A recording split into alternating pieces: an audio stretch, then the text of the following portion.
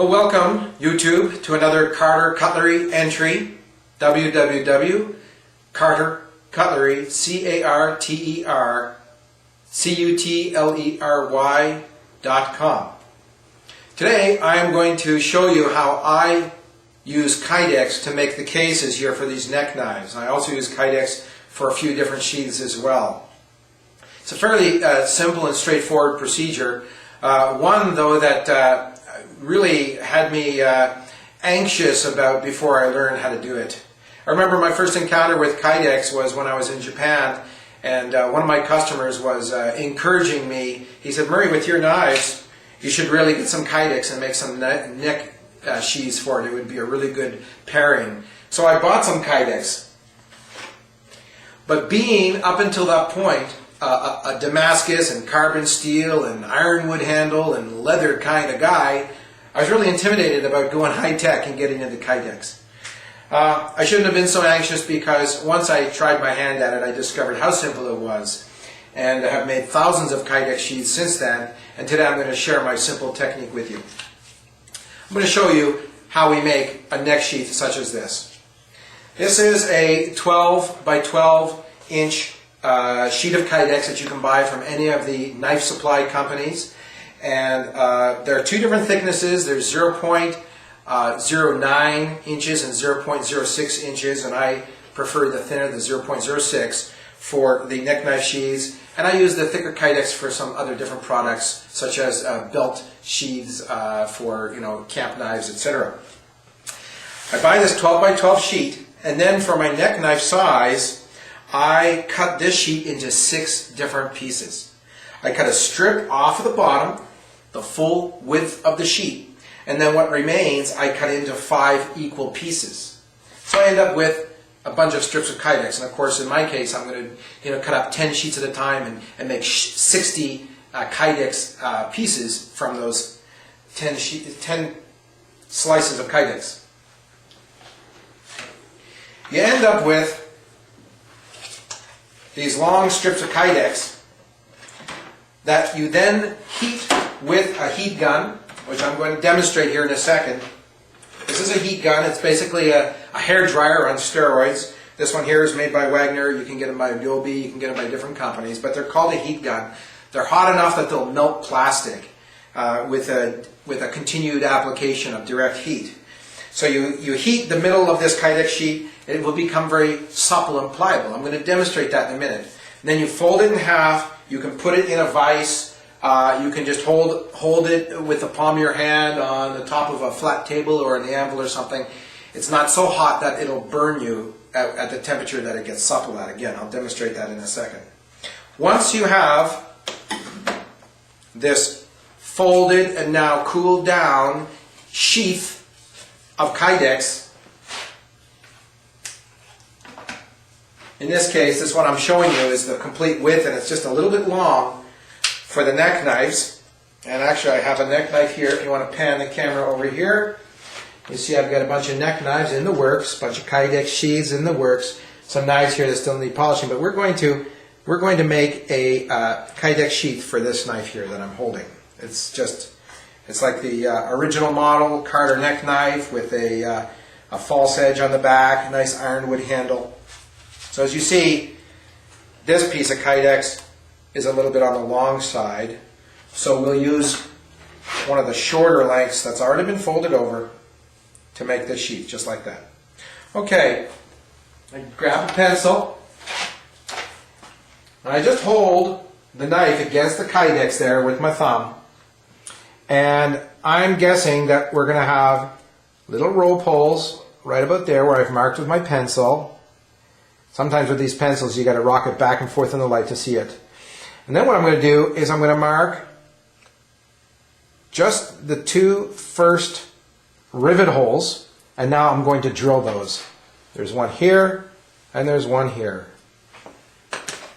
Okay, walking over to my drill.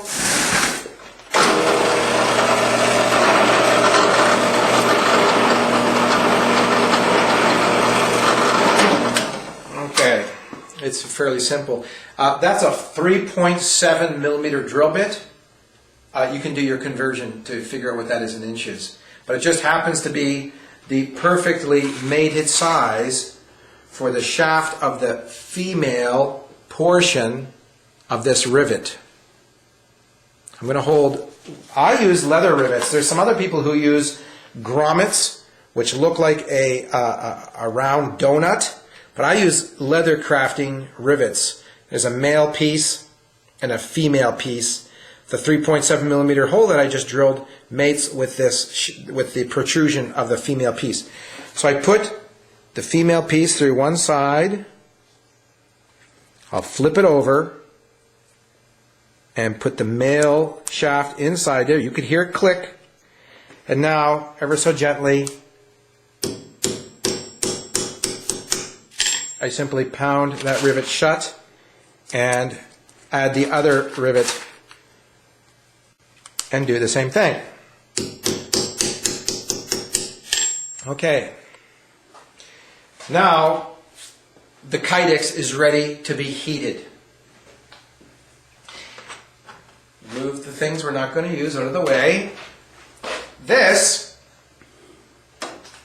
is my Kydex form. It's basically two thick pieces of plywood backed with what's called PVC sponge. You get the PVC sponge at the same suppliers that sell you the Kydex sheet. And this also comes in a 12 by 12 piece, and I simply have cut that in half to make my form here. Okay, my vise is all set up at the right width already, so I don't have to mess with that when time is of the essence and I've got the knife in here.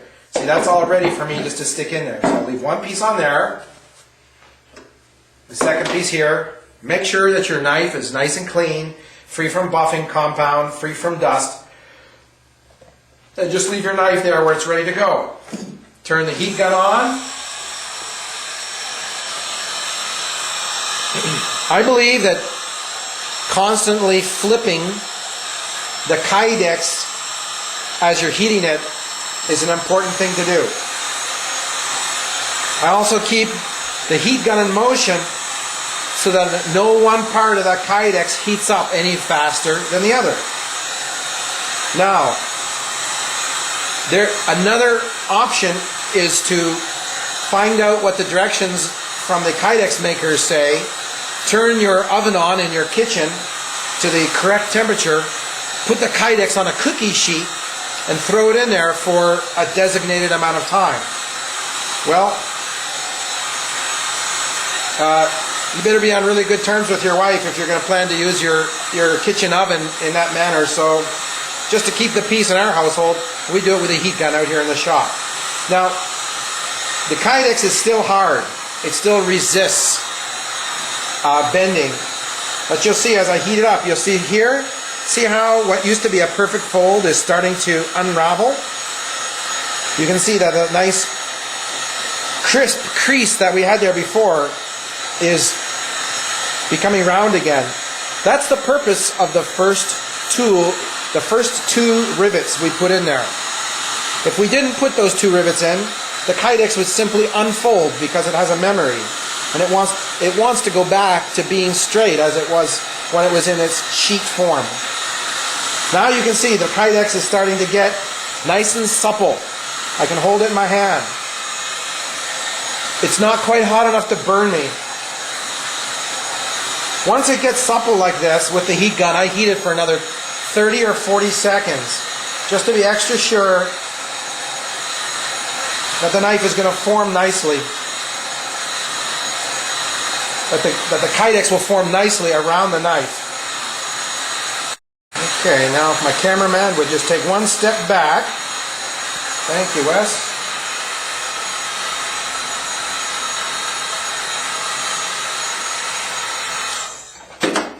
Okay, very quickly, you have to insert the knife and center it up. Get your top on your form there. Put it in your vise.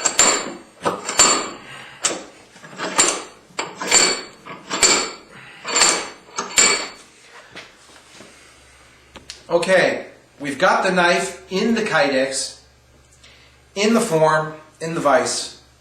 and I leave it for approximately 5 minutes.